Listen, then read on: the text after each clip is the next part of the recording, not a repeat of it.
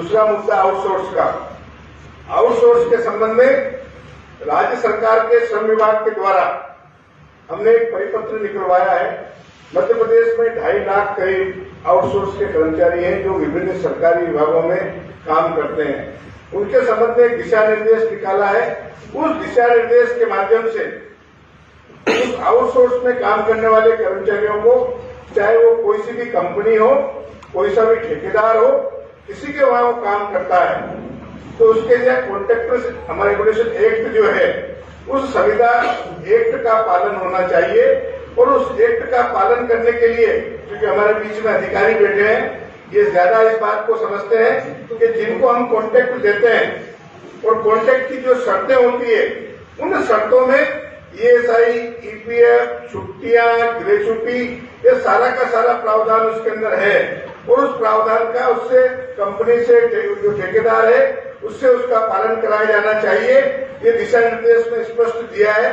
इसके साथ ही साथ ठेकेदार बदल जाए, कॉन्ट्रैक्ट कंपनी बदल जाए, सेवा शर्तें उसकी नहीं बदलती है, लोग उसको निकाला नहीं जा सकता।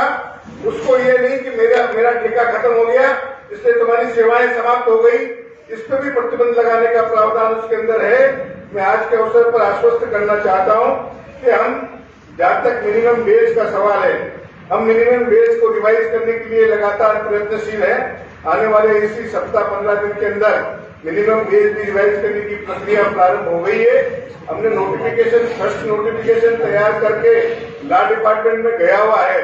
लॉ से बाहर आते से ही उसको दावे आपत्तियां होती है, उसको लेकर के अगली कार्रवाई उसमें हो जाएगी।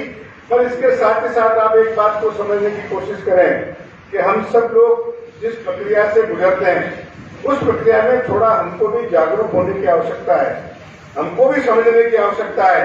हमने विद्युत मंडल की 5 कंपनियों के सामने और सरकार के सामने इस बात को रखा है कि मूल जो हमारी स्थायी संख्या थी, उस स्थायी संख्या में लगातार कमी होते होते कमी हो रही है और कमी होते रहे।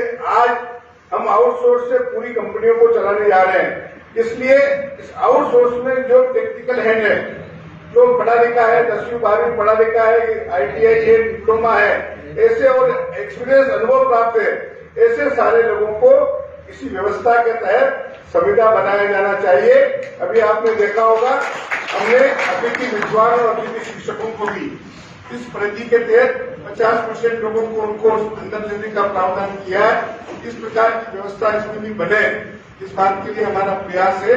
हम मिनिमम वेज को रिवाइज करने के लिए प्रयत्नशील हैं। बाकी सारे मुद्दे ये तिवारी जी के पास में भी होगा, इनके पांडे जी के पास भी होगा, नहीं तो भी एक कॉपी आपको दे दूंगा आउटसोर्स वाले।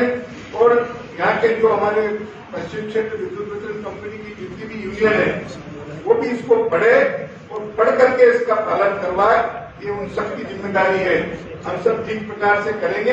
अनुकंपा नियुक्ति का एक प्रकरण है 2012 के पहले का, उस संबंध में सरकार मानने को तैयार नहीं, उसके बावजूद भी काफी आग्रह प्रयास करने के बाद में इस पर विचार करने के लिए वो तैयार हो गए हैं।